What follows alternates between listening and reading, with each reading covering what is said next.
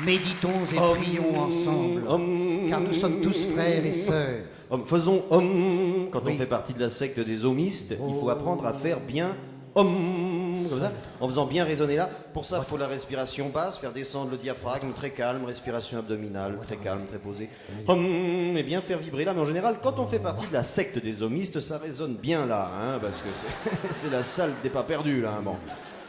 Vous savez, sans déconner Bernard, vous savez qu'avec la seule force de la vibration incantatoire, on arrive à faire des miracles. Avec la concentration, bien sûr, on arrive à faire remonter un escalier, par exemple. Regardez, tenez, regardez. Concentrez-vous. Monte, je le veux. Monte, monte. Grouille-toi, merde. Monte, monte. Plus vite, plus vite. Oui, je le veux, monte. Oui, c'est improvisé. Escalier. Les gens nous demandent souvent si on improvise. C'est extraordinaire. Il y a tellement de nanas dans la salle qui se lèvent tout seuls. Oui, c'est vrai. Je me mets à sa place. Vous savez que les sectes, ça marche vachement bien. Hein, ça marche bien. Remarquez, ça mobilise aussi contre elles. Un dimanche 16 janvier, on était quand même 1 million dans la rue contre les sectes. 1 million. Enfin, 1 million selon nous. Selon l'IB et la préfecture, qui sont jumelés maintenant, 600 000.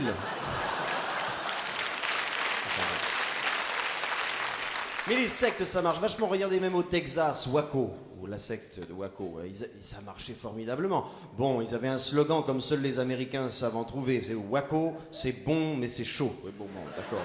C'est vrai que c'était chaud. Oui, mais enfin, j'aimerais bien qu'on en parle un peu sérieusement. Oui.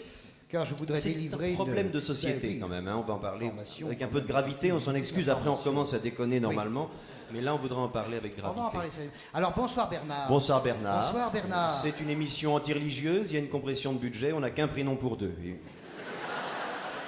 tout le pognon va aux émissions religieuses. Oui, Bernard, vous savez que dans les Alpes de Haute-Provence, les habitants de Castellane ont bien failli vivre à l'ombre d'une pyramide de 32 mètres de haut qui devait être édifiée par la secte du Lotus. Et c'est authentique, hein, c'est la secte du Lotus, ça existe. Personnellement, Bernard, j'utilise fréquemment cette marque. Et je me suis enfermé pendant plusieurs mois dans un cabinet de lecture et j'ai étudié des vieux rouleaux. Oui. Et je peux vous dire, j'ai fait des découvertes passionnantes, les chevaliers du papier Lotus, primitivement déjà, et c'est amusant, je suis sûr que ça s'éclairait à la torche. C'est amusant ça, oui.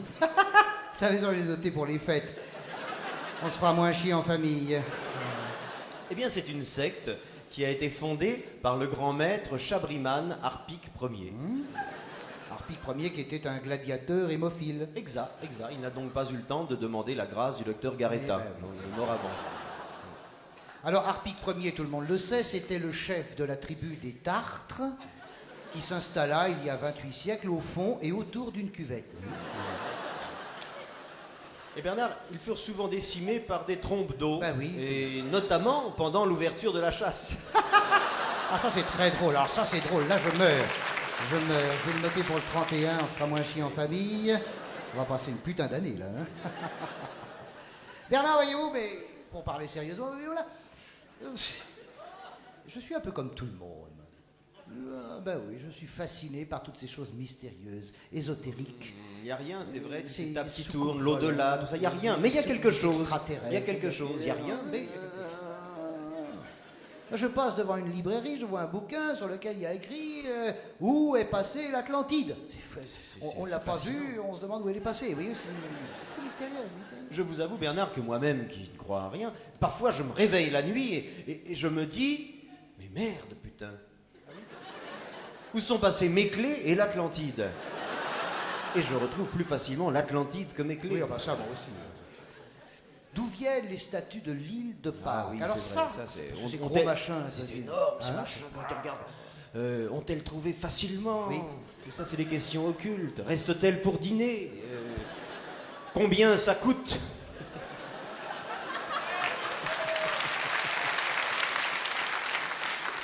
C'est pas Cousteau qui a pu les apporter au bout de ses petits bras. Non. Alors, Il y a des questions occultes. mais qui restent et demeurent, mesdames, messieurs, sans réponse. Par exemple, où passe le pognon de la vignette automobile? C'est ésotérique.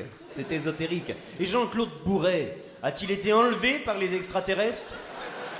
Et combien faudra-t-il leur verser pour qu'ils le gardent? Bon, Bernard, reconnaissons de conserve que rire des sectes, c'est quand même un peu facile. Oui, c'est facile, mais enfin, Bernard, on n'est pas là pour faire des choses difficiles. C'est le début, on se chauffe.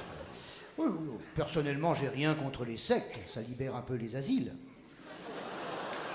Mais je crois que c'est la solitude. Et vous avez raison. Vous avez raison, parce que je ne sais pas du tout ce que vous allez dire, mais quand on commence une phrase par « je pense que c'est la solitude », on va dire forcément quelque chose de très profond et qui va nous scotcher, j'en suis certain. Allez-y Bernard, dites n'importe quoi, vous allez voir, on va être scotché. Eh bien, je crois que c'est la solitude qui pousse les gens à se regrouper ensemble au sein d'une secte. C'est très profond ce que vous venez de dire et nous sommes scotchés. Eh bien Bernard, vous avez raison, mais j'ai étudié le règlement de la secte du Lotus. Et loin d'encourager les accouplements, il les interdit. Alors, qu'en est-il du regroupement? C'est vrai, eh bien, le règlement interdit les accouplements, c'est vrai. Mais quand on voit la tronche des fidèles sur la photo, on se dit que sur ce point, le règlement est superflu. Quel admirable champ d'expérience pour la chirurgie esthétique. D'ailleurs, vous savez là que Michael Jackson fait partie de la secte du Lotus. Vous aimez Michael Jackson? Non, comme tout le monde. Ce qui lui arrive est terrible. C'est affreux ce qui lui arrive. Enfin, en plus, quand même, c'est cher. 60 millions de dollars pour une pipe, quand même. C'est cher. C'est cher. J'espère qu'à ce prix-là, il avale la fumée. Oui.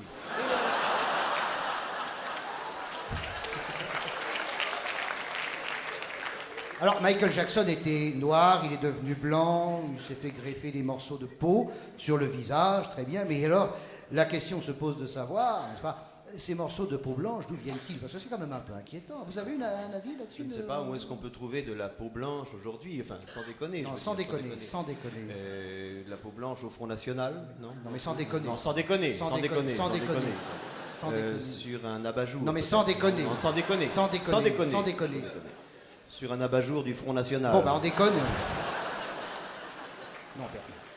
Il les prélève, ces morceaux de peau blanche, sur lui-même. Il ne fait donc de mal à personne. Mais oui, il les prélève sur lui-même. Alors évidemment, vous allez dire, il les prélève sur lui-même. Mais, eh bien, je réponds volontiers à ma question.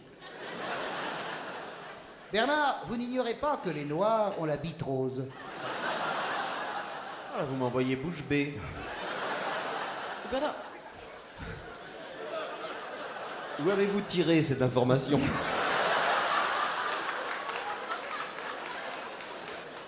Eh bien, c'est ma femme qui me l'a souvent dit.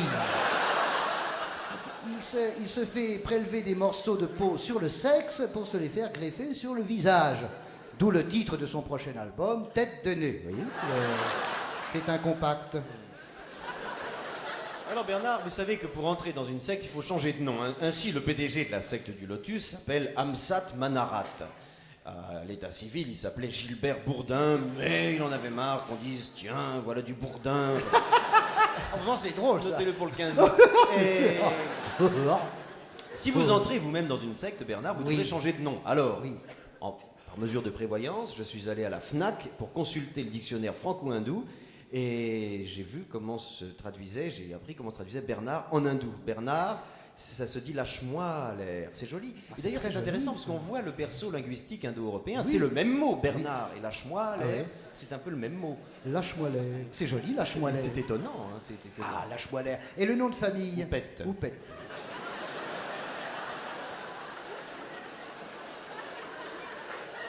Eh bien oui, madame, vous avez gagné. Ça fait lâche-moi les roupettes. Bravo. Vous avez gagné un divorce pour 2 personnes. Non mais, on plaisante, mais Bernard, c'est vrai ce que vous dites. Voyez-vous, moi aussi j'ai consulté le dictionnaire franco-hindou au cours d'un stage de fakir dans une MJC. Dans les MJC, c'est ou poterie ou fakir, il n'y a pas le choix. Ah bah, j'avais fait 15 ans de poterie, j'ai des pots partout plein la maison, le jardin, le grenier. J'ai de quoi chier pendant 3000 ans. On est un abonnement au Lotus. Alors, Ça revient moins cher. Non mais c'est rassurant, parce que dans une époque où on ne sait pas ce qu'on va bouffer le lendemain, au moins on sait où on va le chier.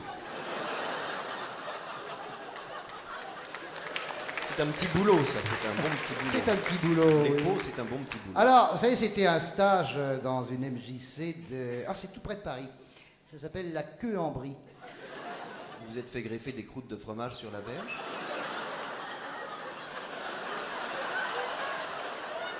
Ah, c'est mieux que l'inverse. Ça dépend, si on prend fromage ou dessert. Ça dépend. Alors, vous allez me dire, parce que je vous connais, Bernard, je vous connais, et vous allez, non, parce que je vous connais. Vous allez me dire, mais comment s'est déroulé ce stage? Comment s'est déroulé ce stage? Je vous le rends. J'étais sûr que vous me poseriez la question. Ce stage s'est déroulé. D'abord, c'était extraordinaire. Vous savez, il y avait une ambiance. Une ambiance de stage. Voilà. Pendant 15 jours, je suis resté assis sur un bidet rempli d'eau glacée, selon la méthode de Rika Zaharai, en récitant la formule. Au début, elle est froide, mais après, elle est bonne. Et je n'ai jamais compris pourquoi. Alors ça, pourquoi au début elle est froide et après elle est... Alors ça, Non mais là il y a une explication scientifique, ce n'est ni ésotérique ni occulte, Bernard. Si vous lisiez attentivement la chronique scientifique de Charlie Hebdo, vous sauriez que au bout d'un certain temps, les couilles réchauffent l'eau. Ça n'est point... C'est pas magique, c'est exactement le contraire de l'action des glaçons dans le martini. Vous avez déjà mis des glaçons... C'est le contraire, les couilles réchauffent l'eau et ça se comprend quand on y réfléchit. il m'arrive rarement de glisser mes couilles dans le martini. Le bar est trop haut. Alors comme ça, Bernard, les couilles réchauffent l'eau. Ah oui, c'est prouvé, c'est prouvé. Ça, alors. Mais prenez des notes au lieu de rire comme des connes, là. N'empêche que si un jour votre café est froid... Et si vous n'avez pas de cuillère... Au bout de 5 minutes, vous aurez un nuage de lait.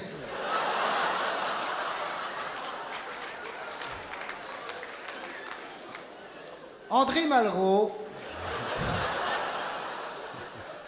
avait dit un jour, le 21e siècle sera religieux ou ne sera pas. Oui bah Bernard, si ces prédictions ont autant de succès que les maisons de la culture qu'il a inventées... On est peinard pour l'an 2000. Bonsoir.